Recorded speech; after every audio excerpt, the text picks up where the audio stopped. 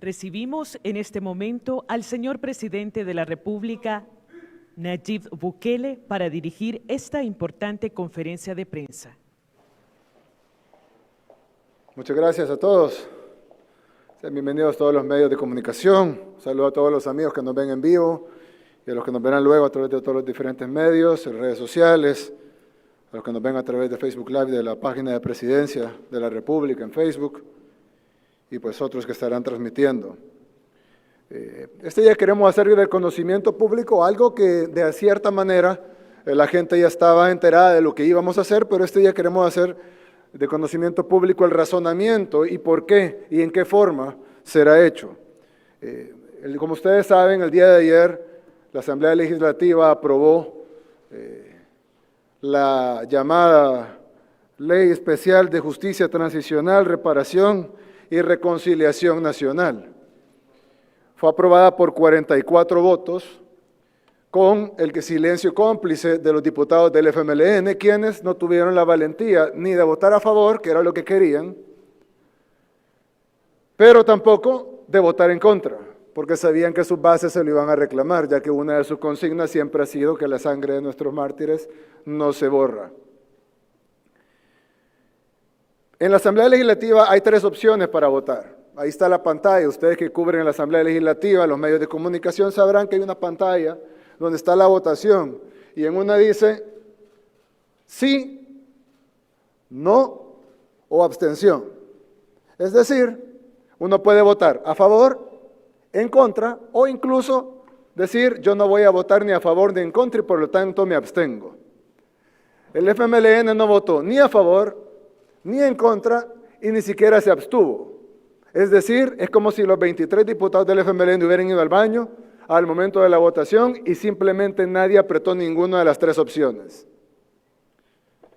Esta es una forma de mantener la negociación con Arena, que incluye la exoneración de Norman Quijano e incluye el reparto de la Corte de Cuentas, pero no tener un discurso para sus bases y poderle decir a sus bases, nosotros no votamos por la ley.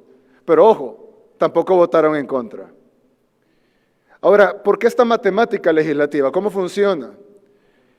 Ellos saben que independientemente de cómo voten, Arena tenía los votos, junto con el PCN, tenían los votos para aprobar la ley de amnistía sin necesidad de los votos del Frente. Y ya que es indiferente si una ley se aprueba con 43, con 44, con 50, con 60 o con 84 votos en su primera ronda antes de que venga aquí a Casa Presidencial, pues no eran necesarios los votos del FMLN para hacer la aritmética legislativa y el FMLN tampoco quiso condenar la ley de sus aliados y por lo tanto simplemente ni siquiera se abstuvo, sino que simplemente no votaron. Es decir, se reservan el derecho de ocupar su voto en una forma diferente en un futuro. Algo similar pasó con la comisión de interpelación de Norman Quijano. El FMLN junto con Arena nombran una comisión en donde Arena con el PCN tienen mayoría legislativa, mayoría en la aritmética, y introducen diputados del FMLN a la comisión, pero son diputados que no tendrán capacidad de formar mayoría.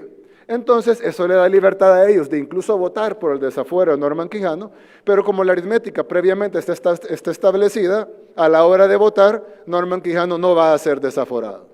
Y el FMLN va a poder mentirle a su base y decirle, nosotros sí votamos por el desafuero. Claro, pero ellos también votaron por esa comisión cuya aritmética es favorable a Norman Quijano. Entonces, es una forma que la han desarrollado, me imagino, en esta par de semanas, en donde ellos hacen una aritmética previa y luego pueden salvar su voto o incluso votar en contra y que las cosas pasen. Así como hicieron para crear una comisión, la cual tienen los votos para no desaforar, aunque ellos protesten y voten por el desaforamiento. Pero ya la aritmética ya está dada. Y en lugar de haber hecho una aritmética más plural, en donde por decir algo hubieran habido 2, no deberían de haber diputados de Arena juzgando a un diputado de Arena, pero eran 2 del FMLN, 2 del PCN y 2 de Gana, por decir algo, pues el PCN votara a favor de no desaforar, Gana votara por desaforar y el voto del FMLN pudiera ser un voto decisivo, por ejemplo. y hubieran tenido la aritmética para nombrar una comisión de esa forma. Sin embargo, ellos decidieron aliarse con Arena, nombrar una comisión donde ellos no tuvieran posibilidad aritmética y luego pues pueden hacer el berrinche que quieran, ya no hay votos para desaforar a Norman Quijano. Es una forma de engañar a sus bases. Entiendo que el 2.8% de la población que apoya al FMLN, de acuerdo a las dos últimas encuestas, hay gente inteligente y que puede entender esto y saber que su cúpula los está engañando. Ahora bien, al tema. Esta ley especial de justicia transicional, reparación y reconciliación nacional es un fraude en su propio nombre, porque esta no es una ley especial de justicia transicional, reparación y reconciliación nacional, sino que es una simple y llana ley de amnistía. Por lo tanto, ya de por sí en su nombre viene el primer fraude a la población y el primer fraude de ley, ya que la ley no tiene nada que ver con el nombre, no tiene nada que ver con justicia transicional, no tiene nada que ver con reparación y no tiene nada que ver con reconciliación nacional. Es una simple y llana amnistía cuyo único objetivo es aminorar o desaparecer las penas para los criminales de guerra y los que han cometido crímenes de lesa humanidad.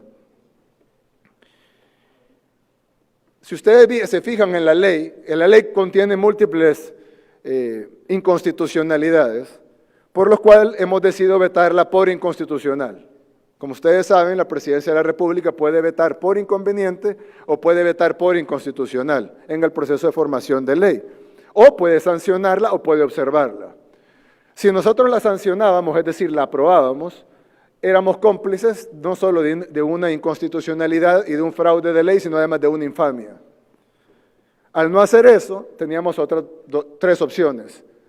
Observarla y decir, no nos parecen estos o estos aspectos de la ley, pero entonces fácilmente hubieran sido superados por la misma aritmética legislativa que la aprobó, o la podemos vetar, y la podemos vetar por inconveniente, es decir, no estamos de acuerdo con lo que la ley dice, o la podemos vetar por inconstitucional, es decir, no solo no estamos de acuerdo con lo que la ley dice, sino que la ley es inconstitucional.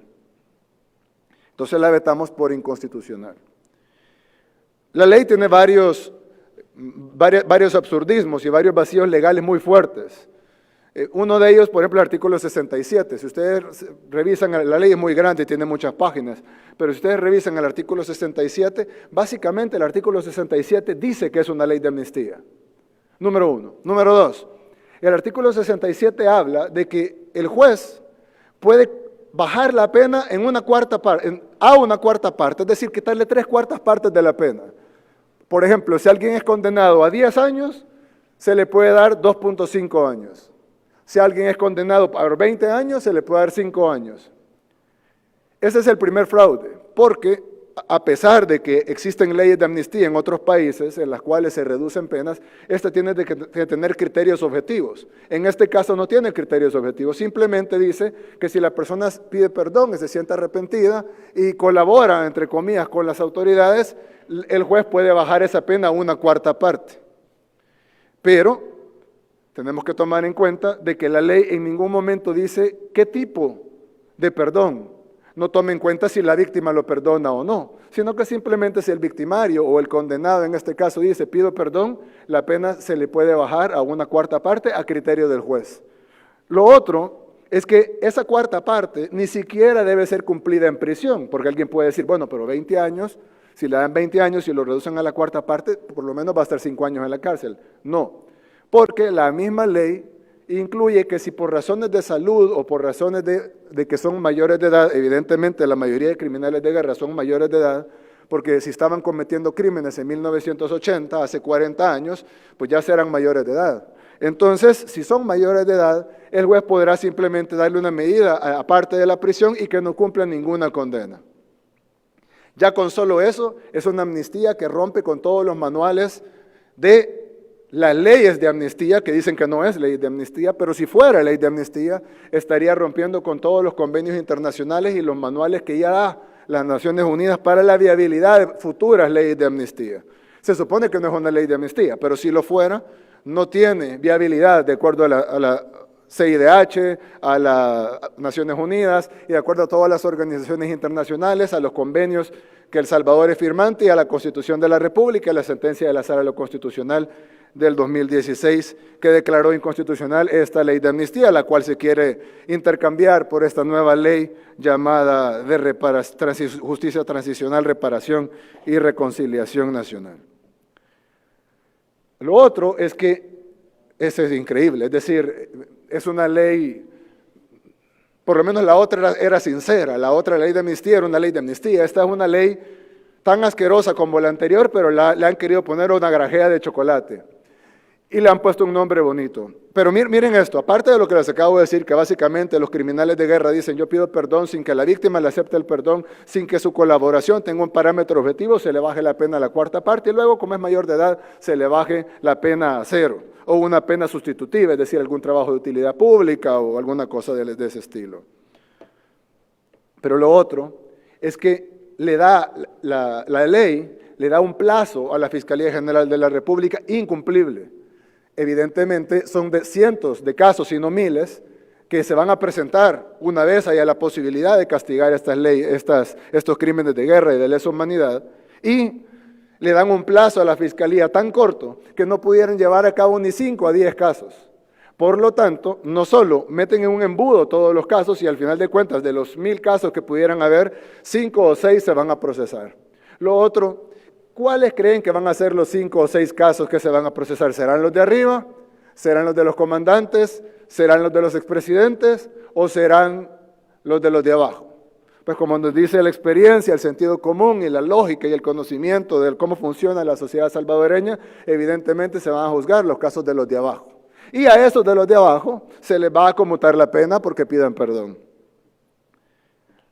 Otro factor que rompe con toda la legalidad constitucional de tratados internacionales y aval de las Naciones Unidas o de la Comisión Interamericana de Derechos Humanos, o como dijo ayer Michelle Bachelet, esta ley, como pretende ser aprobada, lo dijo antes de que fuera aprobada, como pretende ser aprobada, constituye una amnistía ilegal.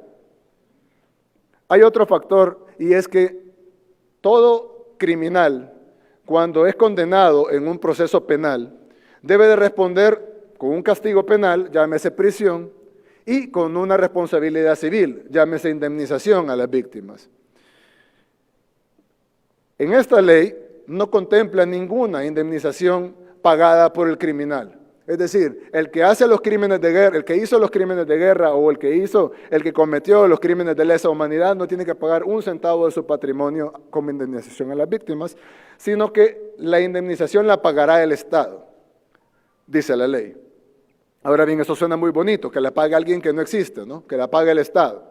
Pero realmente lo que está diciendo la ley es que la paguen las futuras generaciones, porque evidentemente el presupuesto general de la nación ya está asignado. Entonces, al asignar, por decir algo, $100 millones para reparaciones, esos $100 millones tendrían que ser un empréstito, que si se va a sacar, por decir, a 20 años, quiere decir que nuestros jóvenes y nuestros niños lo van a pagar en su edad productiva. Es decir, los crímenes cometidos por la generación de los que estaba en el poder y en la guerrilla en los 80s, será pagada por los que estén trabajando en el 2030 o en el 2040.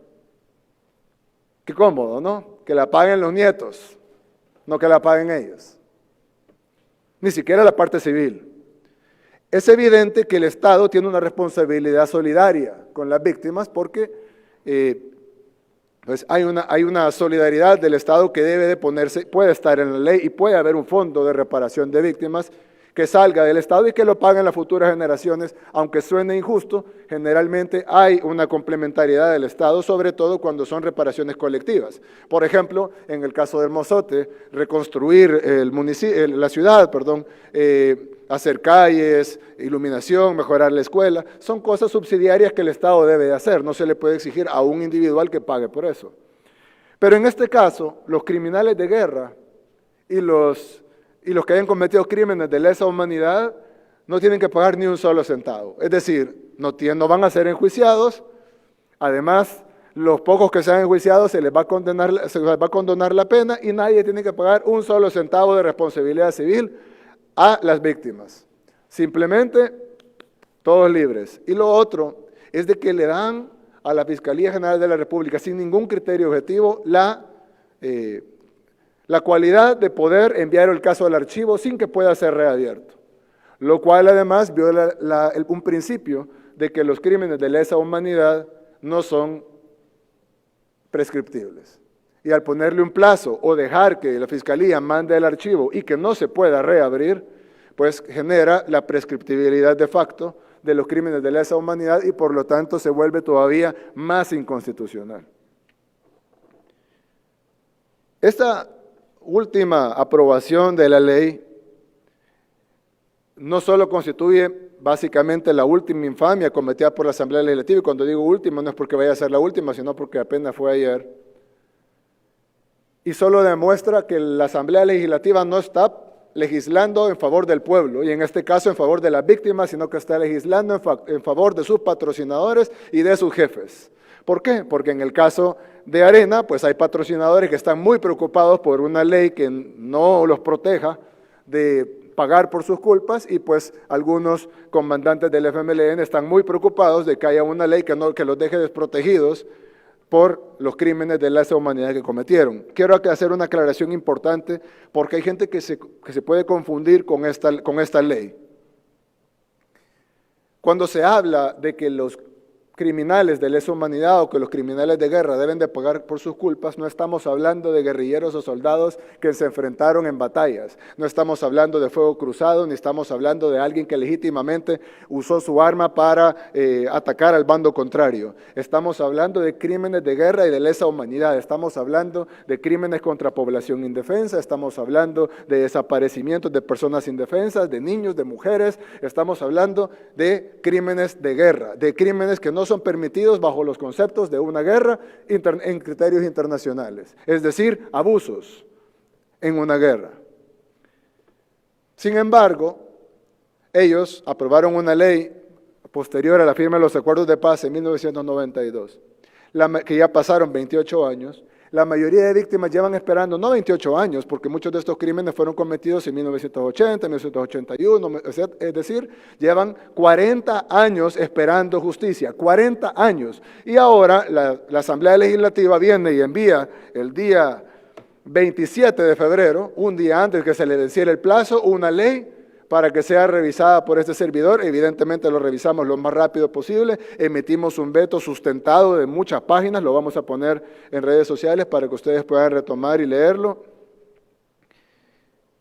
Y evidentemente saben que le vamos a vetar.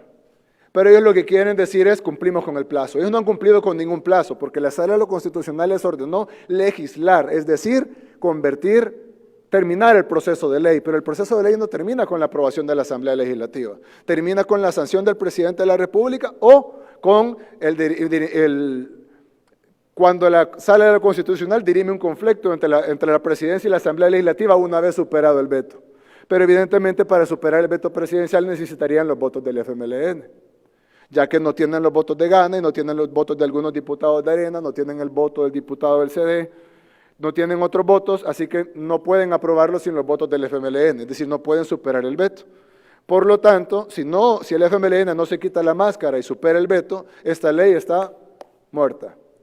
Y al terminar el plazo de la ley de amnistía, pues la gente puede ir a cualquier juzgado, a la Fiscalía, para que esta vaya a cualquier juzgado de lo penal a demandar por los crímenes de lesa humanidad, de crímenes de guerra que se han cometido en conflicto armado, amén de que la Sala de lo Constitucional dé otra prórroga adicional. Ya no sean suficientes los 40 años, sino que tal vez hay que darle 41, para tal vez en la mente de ellos, pues que más víctimas mueran, más familiares de las víctimas mueran, más personas que están reclamando mueran, ya que estas personas tienen más de 40 años de estar reclamando justicia y todos ellos son personas mayores de edad, algunas viviendo en pobreza, algunas con enfermedades, y prácticamente lo que se está viendo acá es una impunidad de facto. Hay otro factor interesante en la ley, la cual dice que solo se verán los delitos cometidos entre 1980 y 1992. Pero hay delitos cometidos previo a 1980, como el asesinato del padre Rutilio Grande, la masacre de la UES, etc. Es decir, que quieren de una manera obvia sacar primero un pedazo de los crímenes, luego los demás los meten en un embudo imposible de salir, Luego meten una prescriptibilidad escondida donde desaparecen el 95% de los casos, juzgan el 5%, los cuales no van a ser los de arriba, sino los de abajo, y luego a esos de abajo le van a bajar a la cuarta parte de la pena y luego se los van a perdonar porque ya son mayores de edad. Y cero responsabilidad financiera. Es decir, no van a pagar indemnización a las víctimas. Con todos estos elementos, es obvio que estamos ante una ley de amnistía que ni siquiera cumple con los parámetros de la viabilidad de una ley de amnistía en parámetros internacionales. Esto es no solo inconstitucional, sino que viola diversos convenios de los cuales El Salvador es firmante y viola además los derechos fundamentales de las víctimas y es una burla y una infamia ante el pueblo salvadoreño, otra vez cometidas por los diputados de la Asamblea Legislativa, en esta ocasión por Arena y el PCN, con el silencio cómplice del FMLN, quien, repito, no votó en contra y más bien guardaron sus votos para ver qué hacer con el veto. Claro, con toda la presión internacional que ha habido, con toda la presión de la sociedad civil, incluyendo muchas de las organizaciones que apoyan al FMLN, incluyendo la militancia del FMLN, pues no sé cómo van a hacer para superar el veto, así que pudiera ser que el veto no pueda ser superado y esta ley que fue aprobada el día de ayer, pues tuvo su fin el día de hoy. Así que ahora entran en desacato, de acuerdo a la orden que les dio la Sala de lo Constitucional, otro desacato más. Ya me imagino si fuera yo el que entrara en desacato por cuarta vez de la Sala de lo Constitucional. Entran en desacato de nuevo, imagino que pedirán una prórroga, no sé si la Sala se las dará o no, pero me parece que 40 años de estar esperando ya es demasiado y es hora de que los criminales paguen por lo que hicieron, o por lo menos que empiecen los juicios de los criminales. Es imposible, es injusto, es absurdo que hayan pasado ya 40 años y todavía estemos pensando en legislar un cuerpo legal nuevo para poderles dar beneficios a los criminales de guerra. Y no se piensa en las víctimas. Ni siquiera se les escuchó realmente, como ellos mismos lo dicen y las organizaciones de las víctimas lo dicen, ni siquiera para formar esta ley. Es más, todas unánimemente rechazan este cuerpo de ley que es un atropello más a la población. Muchas gracias. Iniciamos el espacio de preguntas con Tatiana Funes, de Canal 12.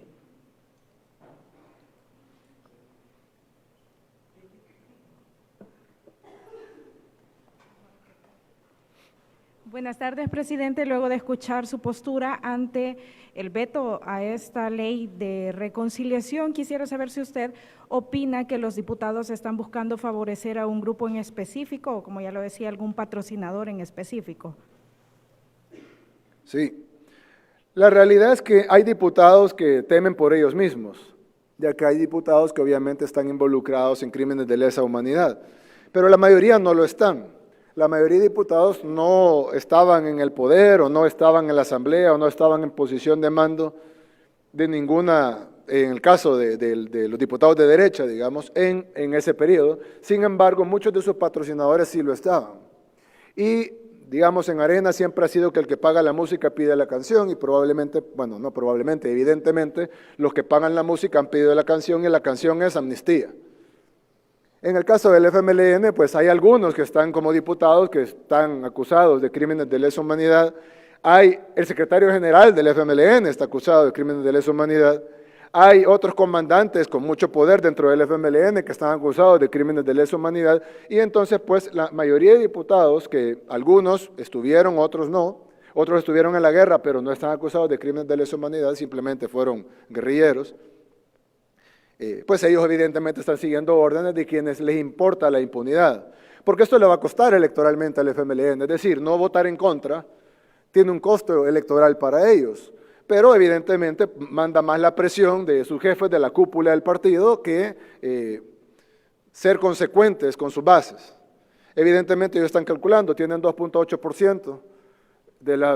No creen que van a bajar más, dicen, bueno, si bajamos a 2.5, vale la pena perder el 0.3% de la población a cambio de tener una vejez tranquila y no tener que pagar nunca por sus penas y que se queden en la impunidad. Y hay otro elemento bien importante y es que hay un factor que se pone en la sentencia de la sala, que es el de no repetición.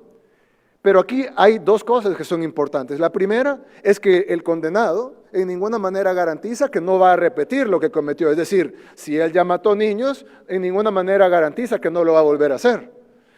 No hay un compromiso de apartarse de la política, no hay un compromiso de que sus decisiones no vayan a afectar las políticas públicas, no hay un compromiso de alejarse de las víctimas, no hay compromiso de no repetición de parte del victimario, pero además no hay un compromiso de no repetición de parte de otros porque al estar en total impunidad, al no haber castigos, porque en la práctica no habrán castigos si esa ley se hubiera aprobado, no habrían castigos.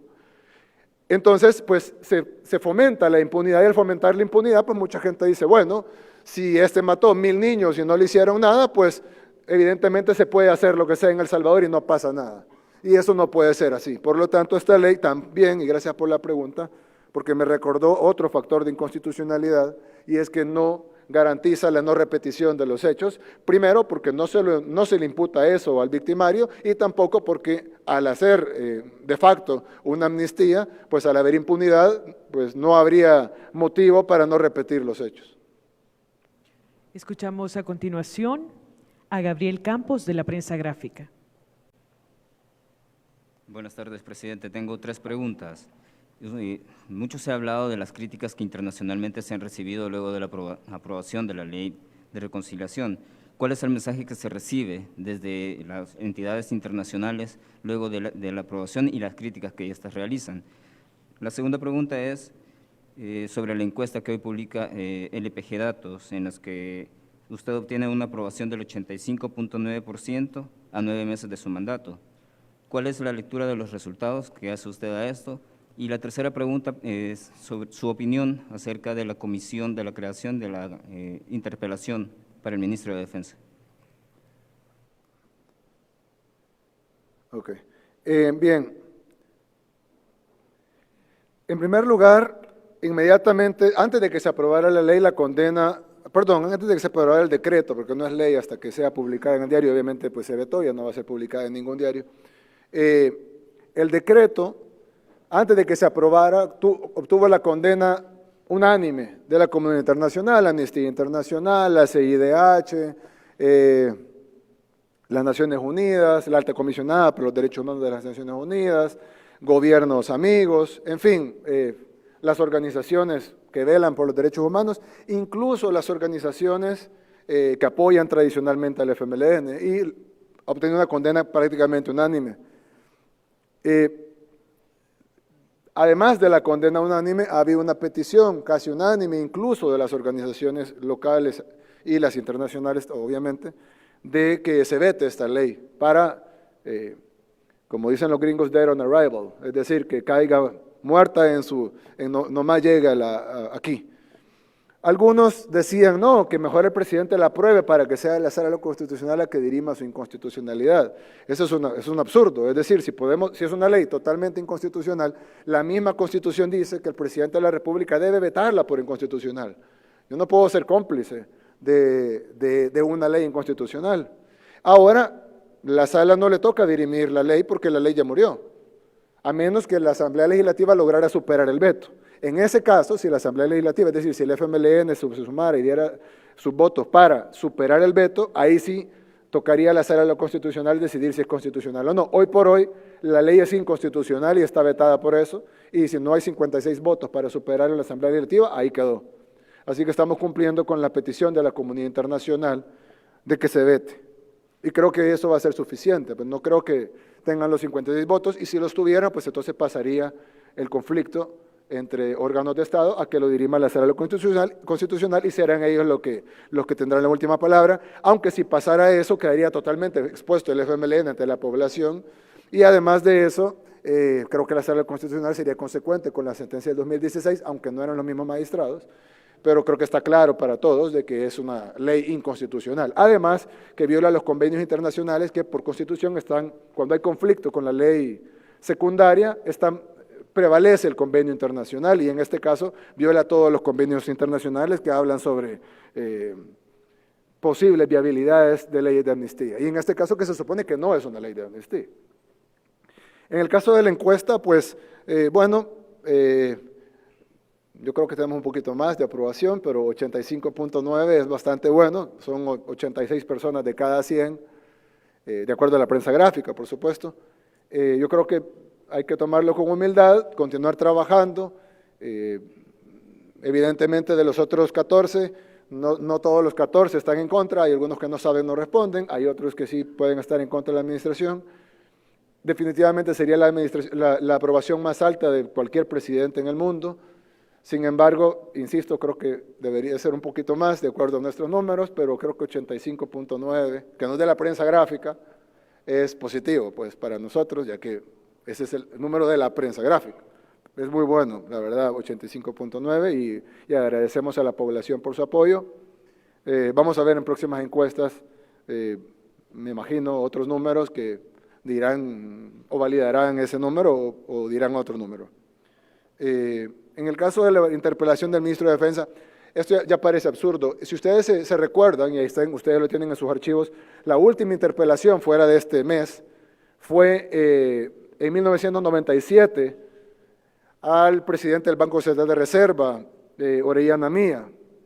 Pasaron 23 años para que hubiera otra interpelación. Se interpeló a la ministra de Salud, luego se interpeló al presidente de ANDA. Y ahora ya ordenaron interpelar al ministro de la Defensa. Es decir, en 23 años hubo una interpelación. Bueno, más, porque en 23 años no había habido interpelaciones. Y ahora, en un mes, ya se aprobaron 3. Aunque la otra va a ser en marzo, pero ya se aprobó.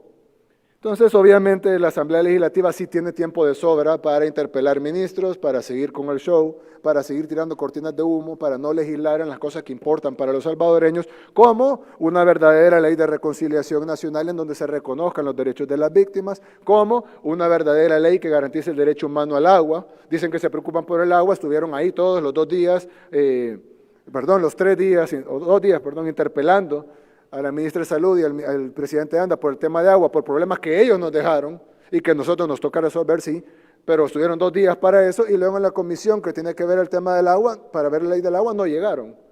Es decir, no hay ningún interés de los diputados en ver el tema del agua o ver el tema de seguridad.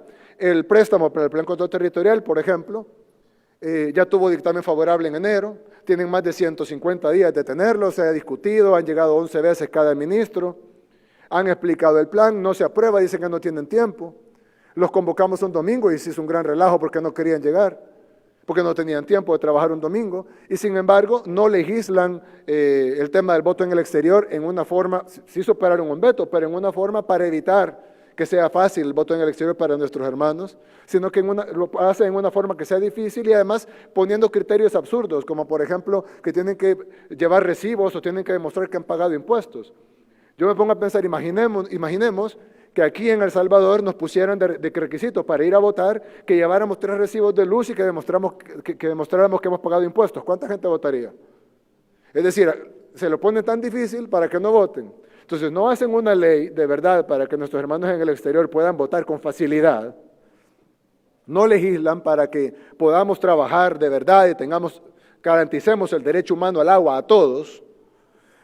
No legislan una verdadera ley de reconciliación como se los mandató la Sala Constitucional de la Corte Suprema de Justicia. No legislan para la seguridad de los salvadoreños, no quieren ni siquiera discutir, lo sacan de la comisión, lo meten a la comisión, lo vuelven a sacar, el financiamiento para la fase 3 del Plan Control Territorial, pero sí tienen tiempo para estar haciendo interpelaciones. Lo peor de todo es que la interpelación no tiene un carácter vinculante en el caso del ministro de Defensa. Es decir, lo van a llamar, van a perder un día o 2 o 3 o los que tengan ganas de perder, solo para hacer el show en el Canal 9 que nadie ve. Y luego, perdón a los del Canal 9, pero es decir, nadie ve el Canal 9. Y entonces se están ahí haciendo un show, ellos mismos se regordean y se dan palmadas en la espalda para que todo el mundo piense para que ellos mismos piensen que están haciendo algo bien, o para ir a traer el cheque de su financista. Mire, jefe, ya le cumplí, deme mi cheque. Y al final me van a recomendar que lo destituya. Ya lo tienen preparada la recomendación y yo tengo preparada la respuesta. No, es más, entre más lo interpelen, más lo blindan, porque no lo voy a destituir. Es más, yo felicito al ministro de Defensa por el excelente trabajo que ha estado haciendo y lo hemos visto, y el pueblo salvadoreño lo ha visto, patrullando con sus tropas. ¿Cuándo habíamos visto al ministro de Defensa patrullando con sus tropas? Si no cabían las medallas en los uniformes que tenían. Y esto lo vemos con uniforme de soldado, patrullando con sus tropas. Y no solo es la foto, hay resultados, tanto gracias al Ministerio de Seguridad como al Ministerio de la Defensa, hay resultados. Es irrebatible, irrefutable, innegable, que diciembre se convirtió en el mes más seguro de la guerra civil. Ya no voy a decir acuerdos de paz, porque paz es lo que no tenemos. Desde la guerra civil. Luego, enero desbancó a diciembre. Es decir, no solo logramos un récord histórico para nuestro país en diciembre, sino que lo desbancamos en enero. Y eso no lo certifica solo nosotros, sino que lo certifica la Fiscalía General de la República, lo certifica Medicina Legal y hasta lo acepta la oposición. Luego en enero desbancamos a diciembre y hoy en febrero, primero Dios, no se sabe todavía porque falta todavía hoy y mañana, pero es posible que febrero desbanque a enero como el mes más seguro desde la guerra civil. Es decir, que no solo le hemos bajado los homicidios como nunca antes se habían reducido, sino que además seguimos una tendencia a la baja. Diciembre, enero, febrero. ¿Eso quiere decir que somos un país seguro? No. Somos todavía uno de los países más inseguros del mundo. Los salvadoreños siguen sufriendo el embate de la delincuencia. Dicen, el presidente está pintando, yo no estoy pintando ningún otro país. Este es un país donde las extorsiones son el pan de día a día, donde los homicidios son el pan del día a día, donde ya no nos horrorizamos cuando vemos un reportaje de que ha muerto alguien, cuando en otro país sería el escándalo de la semana, aquí lo vemos como algo cotidiano ya. Es decir, vivimos en un país violento, vivimos en un país con altos niveles de delincuencia. Vivimos en un país que no ha salido ni por cerca de la epidemia de violencia que tenemos.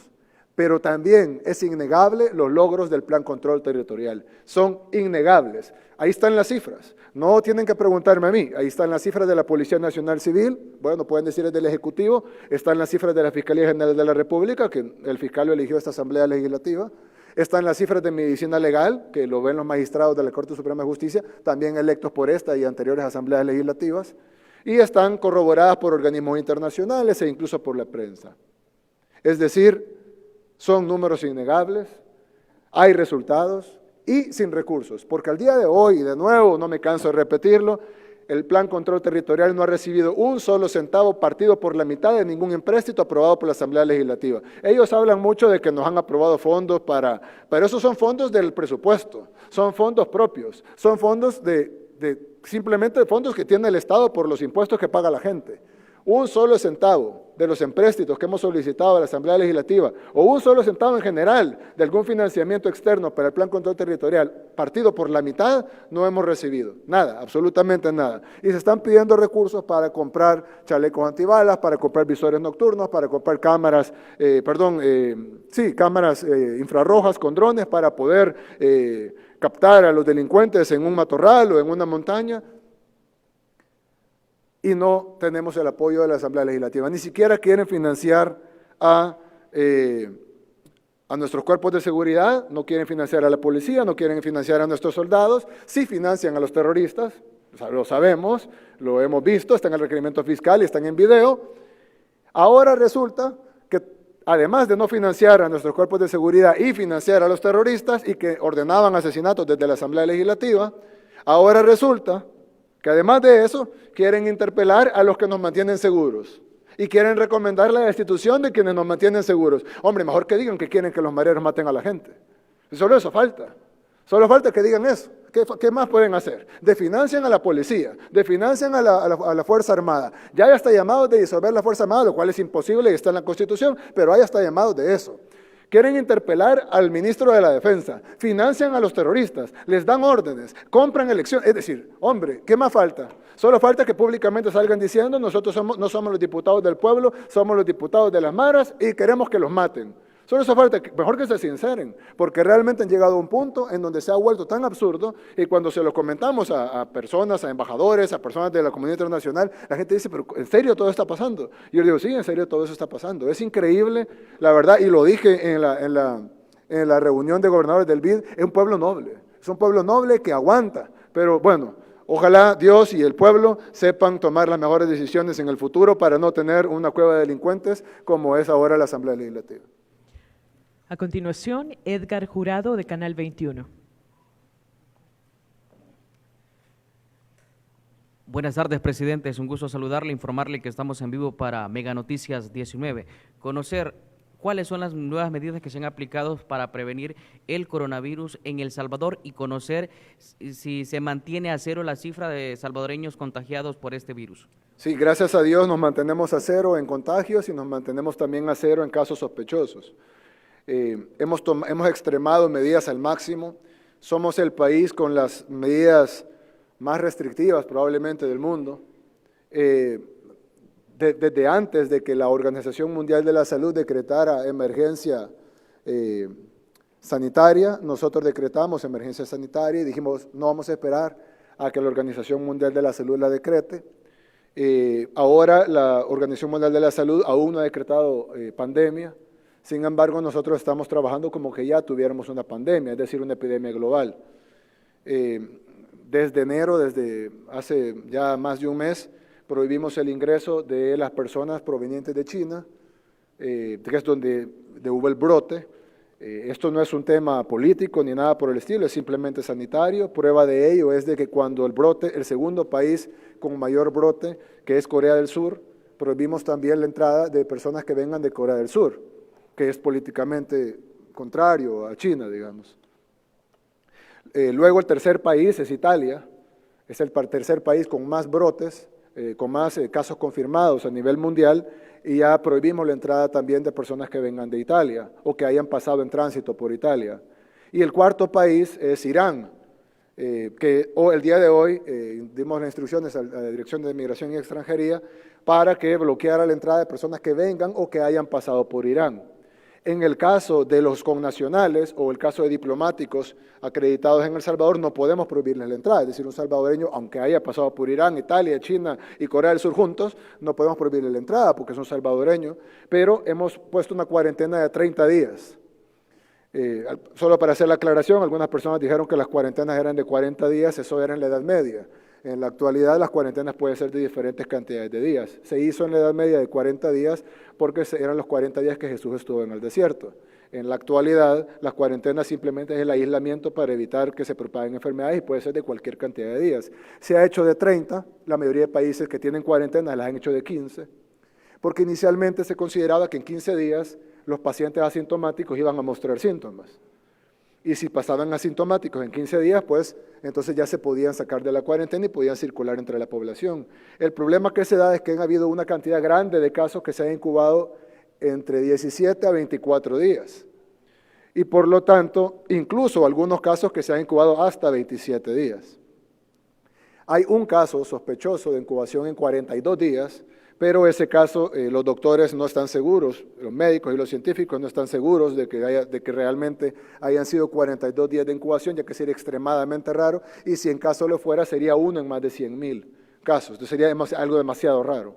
Por lo tanto, nuestra cuarentena es la más larga de todas las cuarentenas que hay aplicadas en todos los países del mundo, que es de 30 días, muy por encima de 24 días, que es lo que la mayoría de científicos catalogan como el rango máximo de incubación del virus.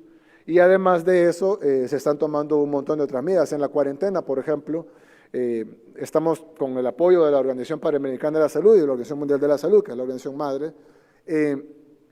Por ejemplo, los que entran a cuarentena hoy están separados de los que entraron a cuarentena hace 5 días, porque si no, pudieran contaminarse y no nos diéramos cuenta. Pensamos que este ya cumplió los 30 días, pero hace 5 días entró alguien que los contaminó. Entonces tenemos lugares separados de acuerdo al día de ingreso. Aparte de eso, estamos monitoreando a todas las personas que entran a través de las fronteras o del aeropuerto para tratar de encontrar síntomas en las personas que provienen de países en donde no hay una gran cantidad de casos. Sin embargo, sabemos que ya hay casos en la mayoría de países del mundo. Ya hay 2 casos en México, hay casos en Brasil, hay ya bastantes casos en Estados Unidos, en Canadá, en muchos países de Europa. Sin embargo, si tomamos en cuenta la cantidad de casos, lo dividimos entre la población de cada país, todavía son porcentajes pequeños y pues no podemos cerrarnos al mundo. Entonces hemos tomado la decisión de cerrar los 4 países donde hay más casos confirmados, por ahora, somos el país que más hemos cerrado eso, y somos el país que ha ampliado más las cuarentenas. Aparte de eso están los controles, y ya al principio enviábamos los exámenes, cuando habían casos sospechosos, en la actualidad no hay ninguno, pero tuvimos un par en algún momento, se enviaban los exámenes a Estados Unidos para confirmar que no lo eran. Ahora ya la Organización Mundial de la Salud ya certificó a El Salvador para poder hacer exámenes aquí. Entonces, en pocas horas podemos saber si alguien tiene el virus o no. Es decir, si tuviéramos un caso sospechoso, en pocas horas pudiéramos confirmarlo. Gracias a Dios, al día de hoy no hay casos confirmados, no hay casos sospechosos, y estamos trabajando al máximo con todo lo que humanamente se puede hacer para que no hayan casos. Que Dios quiera, y digo Dios quiera porque la verdad es que hay cosas que solo Dios nos puede ayudar a que el virus no venga a El Salvador y que en el resto del mundo se detenga de alguna manera, o que se encuentre una vacuna de una manera rápida. A veces las vacunas tardan 2 a 3 años en encontrarse. Sabemos que el virus es de rápido contagio. Sin embargo, hay algunas cosas alentadoras dentro de lo malo, y es de que la tasa de mortalidad no es tan grande como parecía, aunque siempre es preocupante. Y lo otro es que aparentemente, aunque no está confirmado, no se transmite por el aire, como por ejemplo la varicela, que se te puede transmitir por el aire. En el caso del coronavirus, este tipo de coronavirus, lo que los científicos creen hasta ahora, pues esto puede cambiar, es que solo se transmite a través de fluidos. Es decir, si alguien estornuda, pues estas microgotas pueden transmitir el virus, pero no pueden ingresar por la piel, solo pueden ingresar por la boca, los ojos o la nariz. Entonces, lo que sí puede pasar es que alguien estornuda en una superficie, el virus, aunque se seque, la superficie puede durar varios días ahí, inactivo. Luego alguien toca la superficie con la mano, y luego se lleva la mano, se frota los ojos, o come con las manos, o se suena la nariz, y puede transmitirse el virus de esa forma. Una de las formas para evitar el contagio más efectivas es lavarse las manos antes de tocarse la cara, pero bueno, es decir, es fácil decirlo, pero es difícil hacerlo, ya que lo hacemos sin percatarnos de que lo estamos haciendo. Gracias a Dios ahorita no hay virus, pero vamos a empezar a hacer campañas para evitar contagio, para estar preparados. Si algún día, ni Dios lo quiera, entra el virus, ya vamos a estar listos para evitar que se propague como se está propagando en otros países. ¿Su confianza, la ampliación de la cuarentena solo aplica para los diplomáticos? ¿La ampliación de la cuarentena a 30 días solo aplica para los diplomáticos o para todas aquellas personas que también se detecten con algún síntoma del coronavirus? No, la cuarentena aplica para todas las personas que se les detecten con síntomas, para los diplomáticos o también para las personas que hayan pasado en tránsito o que vengan de un viaje de los 4 países donde hay más brote de virus, es decir, Irán hacia arriba, ¿verdad? Irán, Italia, Corea del Sur y China. En esos casos tienen cuarentena obligatoria aunque no tengan síntomas. Si tiene síntomas, no importa dónde venga, es también puesto en cuarentena. Es más, a veces mucha gente que es puesta en cuarentena, la ponen en cuarentena porque venía con una gripe, o venía estornudando, tenía una tos. Pero eso se detecta en el aeropuerto, en las aduanas, como son síntomas, se pone en cuarentena, se les hacen los exámenes y pues personas sintomáticas o que vengan de estos países o que hayan pasado en tránsito por estos países o diplomáticos de estos países, en los 4 casos son puestos en cuarentena. Escuchamos a Linda Rivera de Tele2.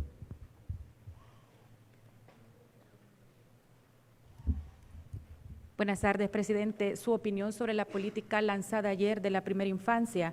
La primera dama hizo énfasis en mejorar la calidad en atención. ¿Cómo trasladarán esa mística a los servidores públicos que van a participar en esta política? Muchas gracias. Creo que es bien importante que el gobierno no solo esté en pleito, sino que el gobierno también esté trabajando.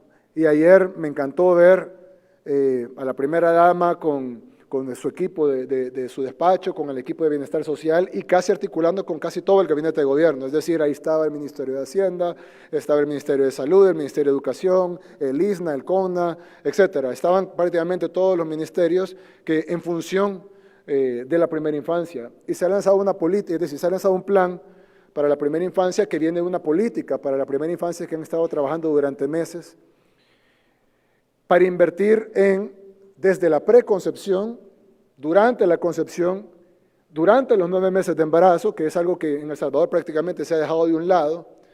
Y cuando decimos dejado de un lado, dicen, no, no es cierto, sí hay gente, sí, pero solo 6 de cada 10 niños son atendidos solo 6 de cada 100 niños, perdón, son atendidos en la primera infancia, es decir, 94 de cada 100 no son atendidos en la primera infancia. Y todos los estudios, incluso el Banco Mundial, el BID, etcétera, que nos han ayudado en la creación de la política, además de UNICEF, todos los estudios dicen que los primeros 1000 días, o sea, los primeros 3 años, son los más importantes para el desarrollo del cerebro, el desarrollo del niño, el desarrollo del futuro ciudadano, de las personas que van a conducir este país, de las futuras generaciones. Y entonces, ¿por qué no invertimos en lo más importante, que son nuestros niños? En lugar de estar pensando que los niños sean los que van a pagar las deudas de los criminales de guerra, debemos de estar pensando cómo nosotros invertimos en nuestra niñez para que ellos tengan el mejor futuro posible y que El Salvador tenga el mejor futuro posible, y eso solo se puede hacer invirtiendo en las futuras generaciones. Además, creo que nadie está en contra de invertir en los niños. Y lo bueno es que esto es algo holístico, es algo transversal y tiene un elemento de salud, un elemento de educación, un elemento tecnológico, un elemento de alimentación, un elemento de cuidado, un elemento de no violencia, un elemento de, como bien dijiste en la pregunta, la mística. Y la primera dama lo dijo ayer, es decir, el gobierno se va a encargar de que haya calidad, pero es difícil que nos encarguemos de que haya calidez. Una sonrisa no vale dinero, pero es muy importante a la hora de atender a una familia, atender a una mujer embarazada, atender a un niño o una niña. Es importante, por ende, que existe el compromiso de todas las personas en el gobierno, y no solo en el gobierno, también en el sector privado, también en las empresas que tienen mujeres trabajando, que sean, es decir, tenemos que entender que parecería de sentido común, pero lastimosamente es el menos común de los sentidos, de que los niños son nuestro futuro y que necesitamos invertir en ellos, y para eso, si hay una madre embarazada que solo tiene 3 meses, las que tienen Seguro Social, muchas de ellas no tienen ni siquiera ese beneficio, tienen 3 meses para cuidar a sus niños, pero al 4.º mes también el niño necesita cuidado. Para eso hay una ley de sala cuna que no se ha implementado aún, pero que se debe implementar para que las madres puedan trabajar y tener a sus niños en un ambiente donde se puedan cuidar, donde se puedan controlar su nutrición, su peso, su talla, etc. Es decir, es algo holístico, y aquí tiene que participar la comunidad internacional que está participando. Creo que el día de hoy incluso fue tan rápido que ayer estaban presentando con el gabinete, se le dio un mandato diferente a cada uno de los ministerios, y ya hoy se le estaba presentando el plan a un sector grande de la comunidad internacional. Hay un viaje para presentarlo en Washington, hay apoyo de UNICEF en la creación de esta política, hay apoyo del Banco Mundial, apoyo del BID, hay apoyo de Estados Unidos, y lo que queremos es que esto haya de alguna manera un derrame en toda la estructura estatal, de la empresa privada, de las ONG, de la sociedad salvadoreña, en entender que necesitamos invertir en la primera infancia. Y en el caso de El Salvador no solo son 1000 días, porque lastimosamente nosotros, el Estado hasta ahora se encarga de los niños hasta los 6 años, que es cuando entran a la escuela, pero los primeros 2000 días, es decir, los primeros 2000 días, el niño no tiene una atención educativa y muchas veces ni siquiera una atención de salud. Entonces es importante que veamos esos 2000 días como una gran oportunidad de inversión, incluso no solo por la parte humana, que es la más importante, sino incluso la económica a largo plazo, no para nosotros, sino para las futuras generaciones. Hay estudios de los bancos multilaterales que cada dólar que invirtamos nos da muchísimo de retorno en el futuro. Incluso la ministra de Economía puso un tuit el día de ayer, creo, de acuerdo a esta nueva política, que El Salvador pierde el 6% del PIB anual por no invertir en la primera infancia. Es decir, nos ponemos contentos si crecemos el 2.5, si crecemos el 3, pero perdemos el 6 por no invertir en la primera infancia. Entonces, yo creo que con tantas organizaciones, tanta gente que ha trabajado de la política, un tema tan no partidario o electoral como invertir en la niñez, creo que debería tener el apoyo de todos, y eso incluye, por supuesto, a la Asamblea Legislativa, incluye a los partidos políticos, incluye a los actores políticos, y por supuesto nos incluye a nosotros como gobierno, y también incluye a esas personas que son el primer contacto con el niño, llámese enfermera, doctor, maestro, maestra, trabajador social, etc.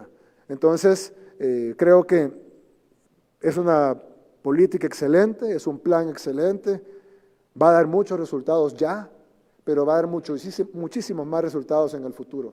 Y a eso debemos de apostarle. Dicen siempre que hay que apostarle a la educación, a la salud, a los niños, a las futuras generaciones. Dicen que un político ve la próxima elección y un estadista ve la futura generación. Bueno, estamos viendo las futuras generaciones, ahora es momento de que se sumen todos los demás actores políticos. Cuando digo políticos, no solo partidos políticos, sino todos los actores de la sociedad civil, las fuerzas vivas de la nación, en un proyecto tan importante como es la atención de la primera infancia. La última pregunta a cargo de Silvia Hernández de El Noticiero. Buenas tardes, presidente. Solo quería preguntarle qué piensa de la comisión de antejuicio en contra de Norman Quijano, si cumple con los parámetros para desarrollar un proceso transparente, teniendo en cuenta que dentro de los miembros que conforman la comisión no hay ningún diputado de Gana, solo de Arena, PDC y PCN. Y si me lo permite, solo quería corregir, la Ley de Reconciliación Nacional fue aprobada el miércoles por la noche y no ayer. Correcto. Sí, la comisión de antejuicio creo que es otra burla más de la Asamblea Legislativa al intelecto del pueblo salvadoreño. La ventaja es que yo siempre he dicho que al pueblo salvadoreño le gusta tomar atol, pero no con el dedo. Y los diputados están haciendo una mofa de un antejuicio solicitado por el fiscal general de la República. Ojo, esto es un antejuicio con todas las de la ley. A diferencia de lo que otros pueden decir, persecución política, etcétera, etcétera, etcétera, este antejuicio fue presentado por el fiscal general de la República, fiscal que ellos eligieron, con pruebas contundentes como testigos, como pruebas periciales, como videos, audios, etcétera. Y, ojo, la comisión de antejuicio no tiene que dirimir si Norman Quijano es culpable o no. Eso lo va a hacer el juzgado de sentencia. La Asamblea Legislativa solo tiene que dirimir si el fiscal tiene una causa probable, es decir, si el fiscal tiene suficientes pruebas para poder llevarlo a juicio, no si es culpable. Entonces, ellos están tratando de crear en la población la sensación, infructuosamente porque nadie les cree, pero ellos están tratando de crear en la población la sensación de que se está haciendo el juicio contra Norman Quijano en la Asamblea Legislativa. La palabra es antejuicio, es decir, esto es antes del juicio. Simplemente es porque ya que Norman Quijano goza de fuero por ser diputado, no puede ser llevado a juicio como cualquier otra persona. Entonces necesita que la Asamblea Legislativa le remueva de su fuero para que sea llevado a juicio como cualquier otra persona. La Asamblea no debe dirimir si Norman Quijano es culpable o no, únicamente debe dirimir si el fiscal tiene un caso. Evidentemente lo tiene, todos lo hemos visto. Pero lo que ha habido acá es una negociación entre los partidos políticos que controlan la Asamblea Legislativa para hacer una comisión que además tiene vicios de inconstitucionalidad, porque no se puede ser juez y parte, y es absurdo que diputados de Arena estén juzgando diputados de Arena. Además, el presidente de la comisión, por Dios, ya adelantó y dijo que era inocente. Entonces, ¿cómo es posible que va a haber un presidente de la comisión que va a dirimir si hay caso, donde ella se adelantó no solo a que si hay caso o no, ya se adelantó incluso al juez y ya decidió que es inocente? Entonces, evidentemente, esa es otra burla. El pueblo salvadoreño es parte del combo que incluía ley de reconciliación, que incluía la Corte de Cuentas, que va a ser electa en pocos meses, que incluye el no desafuero para Norman Quijano, y bueno, es parte del matrimonio Arena-FMLN, que si bien les ha funcionado muy bien en la Asamblea Legislativa, no le ha funcionado muy bien con los votantes, como dicen todas las encuestas de opinión, porque es antinatura, es decir, cuando Arena va a un pueblo y empieza a cantar patria y comunismo, no, ¿a cuál comunismo se refiere? Del FMLN, son sus socios en la Asamblea Legislativa. Y cuando dicen El Salvador será la tumba donde los rojos terminarán, ¿a cuáles rojos se refieren? A los sus socios de la Asamblea Legislativa. Es decir, ya son alianzas antinatura que funcionan muy bien en la Asamblea Legislativa, pero no funcionan con la militancia de sus partidos. Y la militancia de sus partidos pueden considerar aberrante, por ejemplo, esta ley de amnistía disfrazada de ley de reconciliación, o el hecho de que el FMLN haya garantizado la aritmética para que la comisión no desafuere a Norman Quijano. Tal vez la parte de la repartición de la Corte de Cuentas pase más desapercibida por la población, pero es parte de todo de un combo legislativo. Y bueno, y no es nuevo, ya vieron, por ejemplo, cómo aprobaron al procurador para la defensa de los derechos humanos, el cual creo que todavía no se ha pronunciado, cuando él hubiera sido el primero que debía haberse pronunciado ante esta ley de amnistía, y no se pronunció, porque obviamente es un procurador que trabajó y financió al FMLN. Pero bueno, hay una alianza legislativa, hay una doble moral en los diputados, y creo que la población se cansa de tantas infamias, y esta pues es una infamia más, y el tiempo lo probará. De esta forma concluye la conferencia de prensa. Presenciamos en este momento el retiro del señor presidente de la República. Así creo concluimos. Creo que ya dimos 12 preguntas. Así y es. tenemos otra Así y 5 más. No, concluimos. bueno, Así muchas gracias. concluye esta conferencia de prensa. Gracias por habernos acompañado. Presenciamos el retiro del señor presidente.